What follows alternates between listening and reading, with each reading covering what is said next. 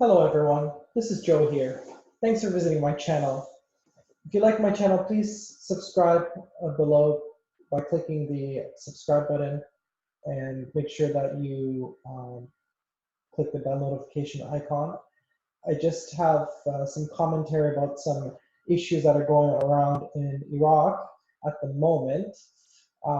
Basically, the last hour or so, news has come out that so there's bombs and blasts, sounds of blasts in Baghdad.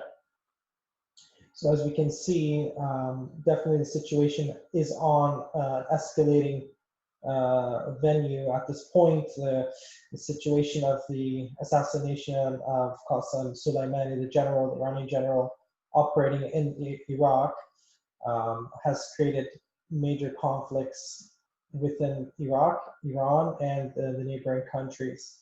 We can see just this, I think, from BBC News, Qasem Soleimani blasts hit Baghdad area as Iraqis mourn Iranian general.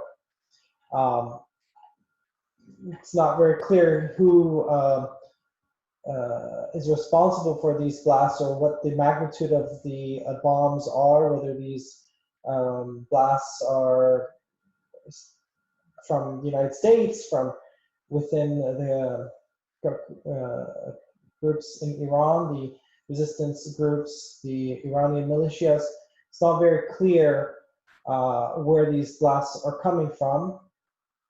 It said it hit the green zone near the U.S. Embassy, while several more were fired north of the Iraqi capital at Balad Air Base, which houses U.S. forces. Okay, so it's clear now that they have been trying to retaliate in some way, shape, or form for the assassination of the general by sending missiles to the nearby the U.S. embassy, not actually hitting it, nearby the U.S. embassy and near their air base in Iraqi capital at Balad Air Base, so in Baghdad.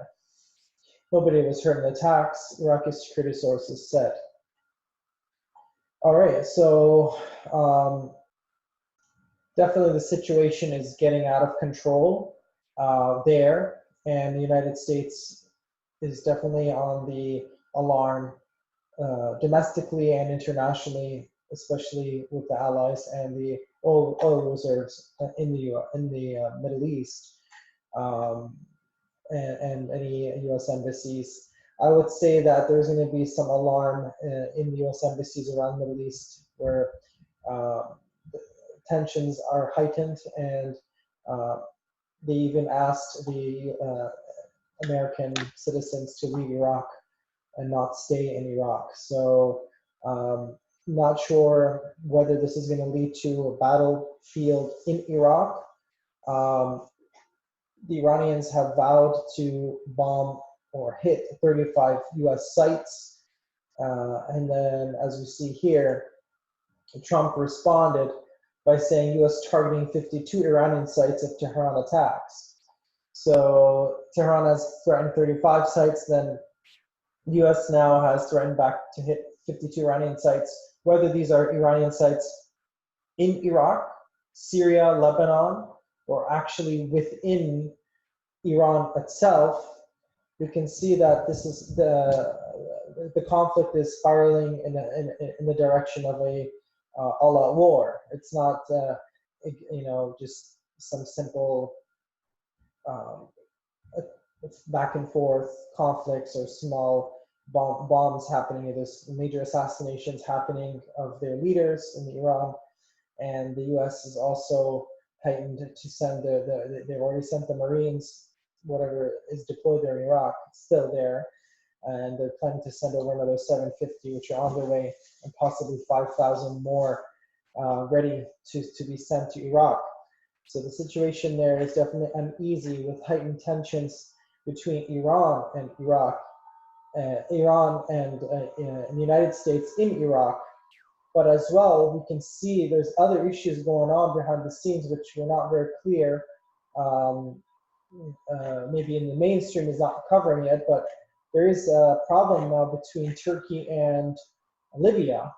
And Turkey just voted in the parliament to send over troops to protect the Libyan government and oil reserves there in Libya against the resistance and forces there. They have the uh, rebels that are taking parts of northern Africa. I would say the east part of the of Libya is being taken is under the control of militant forces. So these militant forces believe that the government is the government in Libya right now is not legitimate. So Turkey has taken its motivation, I guess, to go and uh, protect the current recognized by the UN government in Libya and send their troops. So are we going to be witnessing now a war where Turkey is traveling all the way across to get to Libya and send their troops there? It's not being nothing's being mentioned in the news in the media, but definitely this is something that's going to happen in the next couple of days. I would say if not tomorrow, then sometime next week they're going to be deploying their troops. And a move that paves the way for further military cooperation between Ankara and Tripoli, but is unlikely to put boots on the ground immediately. Okay, so they're saying it might not be immediately, but depending on the reaction, if they get some resistance from the militant forces, and there's going to be some action there, fighting back, and conflicts, physical conflicts with um, between these two forces, then they definitely going to have to send the troops on the ground if that's what's been voted and what's been recognized now. Is the UN recognizing this as as a resolution, or I think this is definitely going against Arab sovereignty for the Libya being an Arab nation, and I think Arab countries are worried that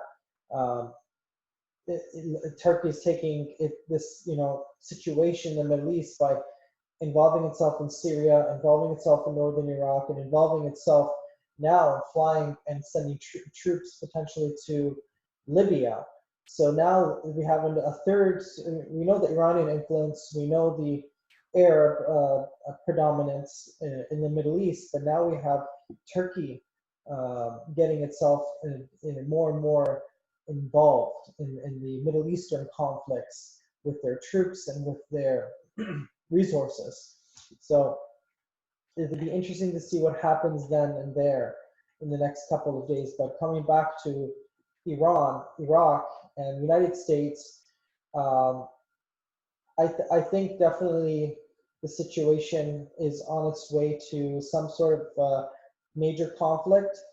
How it's going to start and how it's going to end is not very clear, but I would say Iran is not the type of country that's going to stay quiet. Even though they may have limitations economically, financially, to resist and fight back, to avenge their general's assassination. They already have a lot of issues in their own country with their own people. 50% of the population, if not more, is wanting this regime out. And now this is only going to further, either it's going to make their country stronger or make the regime somewhat have more influence in the Middle East, or the U.S. may just take them out then and there with all their might and all their resources, which they definitely have beefed up here. The U.S. Army recently, in the last week and a half, President Trump passed that bill and greatly funded the U.S. Army and its resources regarding the not just the troops on the ground, but the artillery and tanks and warships, and it's a humongous budget that he's allotted for the U.S. Army. So they're definitely stronger than ever. So they're going in, and potentially there could be more conflict. So we'll just have to see the next couple of days. Comment below, what do you think is going to happen? Do you think Iran is going to be able to hit the U.S. Interests in the Middle East? Are they going to be able to retaliate? Is it a wise move to make at this point, or is it wise for Trump to go into Middle East and Iraq now and try to get into a war? Iran is not a small country, 100 million people. They have a great, strong army that's been definitely putting a lot of influence in the Middle East and other neighboring countries. So do you think this is a wise move for the United States to get involved and directly have clashes with the Iranian forces in Iraq and potentially in Tehran? Their people are already fed up, so they have protests, if not weekly, monthly. They're having major protests all over their country. So it's been very interesting to see. Please comment below. Thanks for following this channel. I would ask you to please like and share if you like these videos. If there's any other commentary you would like me to get into, I would be more than happy to comment on other news issues. I'll be posting more videos in the next weeks to come. So thanks again for visiting the channel, and take care, everyone. God bless. Thank you. Bye-bye.